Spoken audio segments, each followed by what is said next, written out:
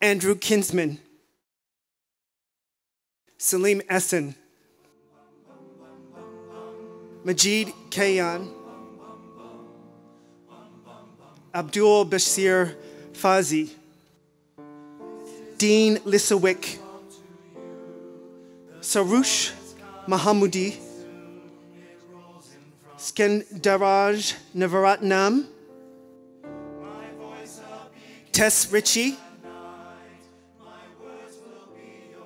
and Elora Wells.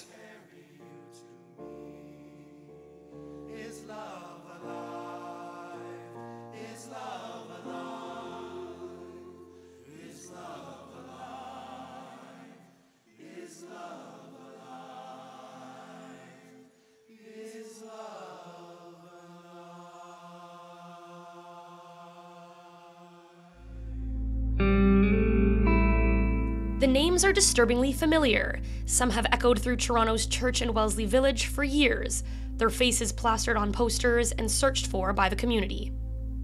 6 of the names belong to men who vanished from the village, now linked through an alleged serial killer. In 2014, a string of 3 missing men prompted Toronto police to create a task force called Project Houston. It was later shut down due to a lack of evidence. After more unanswered disappearances in 2017, Project Prism was assembled to pick up where Houston left off. For years, concerns and suspicions grew within the community. Many expected that the wave of disappearances was much more than just a coincidence. We spoke to 2 people who went directly to police with information hinting at a potential predator in the village. But despite community members coming forward, police continued to deny the possibility of a serial killer. There has been a sentiment in the community, amongst many people, not just the police, that some lives are more expendable than others. They really sort of took a stance of there isn't a serial killer, and I think let people feel comfortable with that. During the press release towards the end of last year, they made, even then, an announcement that said, we have no evidence to support that this is a serial killer. Most of us felt that that meant there probably was a serial killer, because when you deconstruct the police language, no evidence just means they don't have enough evidence to support, to convict. It doesn't mean there isn't one. Oh, serial killer, yeah, I guess that is a possibility. Well, of course it's a possibility. And if you're in homicide and 3 people vanish and they're of similar age, they're all from the gay community or related to the gay community, this is number one scenario is some sort of predatory serial killer behavior. But for some reason the police wouldn't go there. And we're denying it right till December of this last year. On Thursday, January the 18th, Mr. MacArthur was arrested by members of Project Prism. Mr. MacArthur has now been charged with 1 additional count of first-degree murder, charged with 3 additional counts of first-degree murder. To date, the dismembered remains of at least 3 individuals have been recovered from the backyard of the residence at 53 Mallory Crescent. The remains of at least 6 individuals have been recovered from these planters. Mr. MacArthur is now alleged by investigators to have committed 6 murders, and the case is before the courts. Since July of 2017, Bryn Hendricks suspected there was something more behind the trail of vanishing men. He began sifting through websites and compiling missing persons reports that involved men disappearing inexplicably from the Church Wellesley area. He shared them on Facebook, warning the community of a potential predator.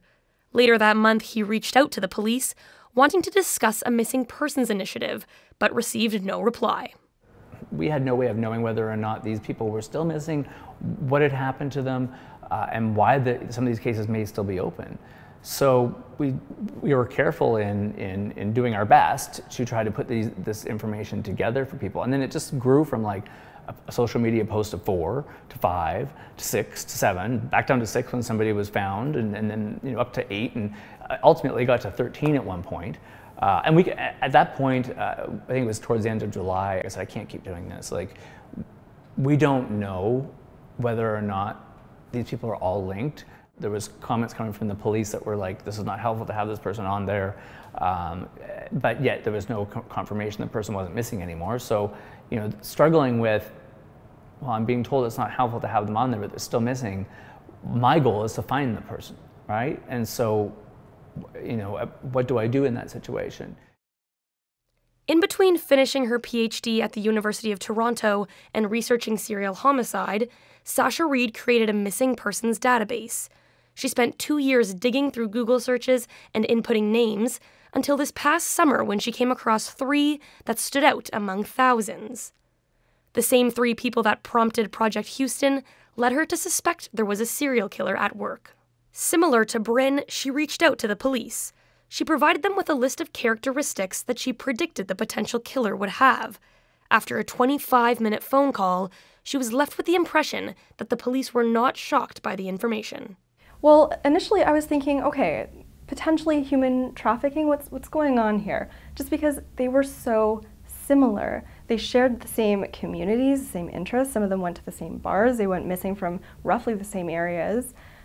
You don't see that often. I mean, you'll see missing people from the same area very often, but they're different. Like, they're completely and totally different. And so I thought, this is more than just an anomaly. It might not be a serial killer at all. I might be completely and totally wrong, but I think it's worth looking into. One of the communications was an email I'd sent to Danielle Bottineau in mid-July, and it was to request that there be a meeting to discuss some of the things that I had been finding. And I didn't get a response from Danielle, and that was really disappointing. I subsequently had tried to follow up with the police and had all of my messages ignored. Unless you're going to treat me as a second-class citizen, I was coming to you with very relevant information, and it's beyond unacceptable and inappropriate to ignore that. They were being arrogant. Can I put it that way? They were just being arrogant. They were being arrogant with this PhD criminologist, researcher. They're being dismissive. They're the experts. Nobody else knows. They didn't even deal with it, is what I'm trying to say.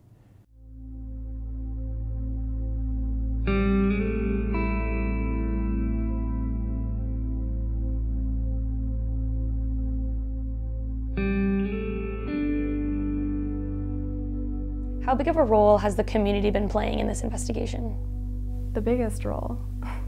The biggest role. And I say that to everybody I come across, because had I not read the news articles, had I not read the blog posts, had these people not been so totally vocal and just on the situation, I would not have called the police.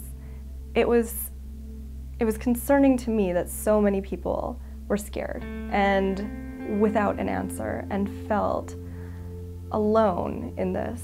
So I did what I hope anybody else would do, and that's just add a voice to kind of keep it going.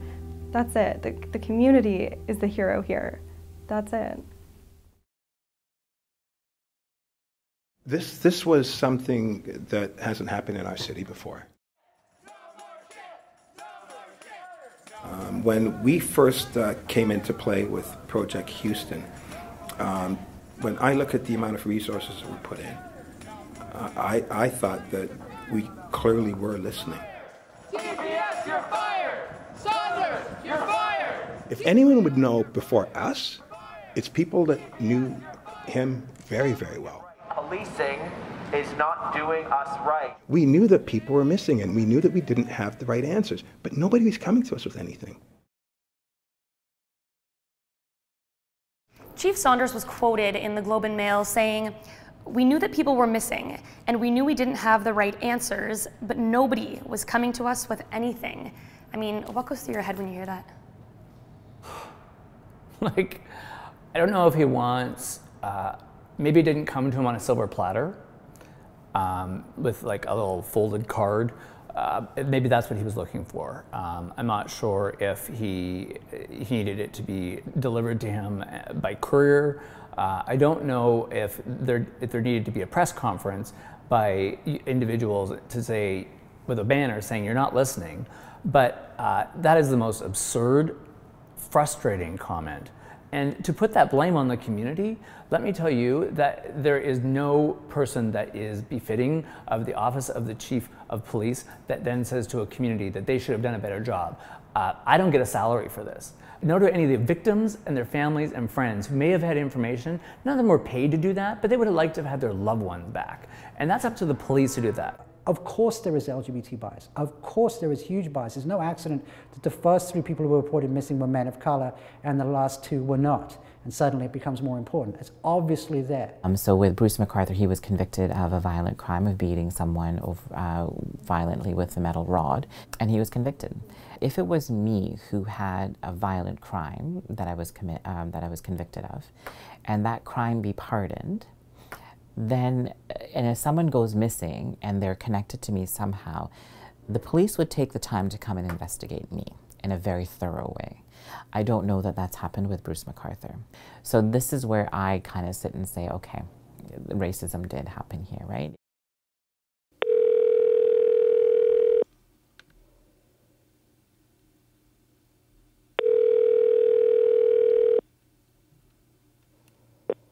You've reached the voicemail box of PC Danielle Botnell, the LGBTQ liaison officer. I'm not able to take your call right now, but if you leave me your name and number, I'll get back to you as soon as I can. We approached Toronto Police requesting an on-camera interview. Danielle Botnell, the LGBTQ liaison officer who Bryn reached out to, agreed to sit down with us, but cancelled the day before with no explanation. We followed up with multiple emails and phone calls and have not received a response. If you could say anything to the chief right now, if he was sitting here beside me, what would you say? Step down for this community. If you're serious about building relations with this community, right now is not the time for you to be the chief.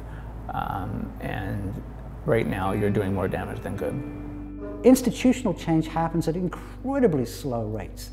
More importantly, we just need basic policing right now. Answer the phone on time, treat us respectfully, whoever you are, when we're on there, believe us when we report it, and follow up on it. When it comes to being proud, that is something that nobody can take away from us. No serial killer, no chief of police, nobody can take that away from us.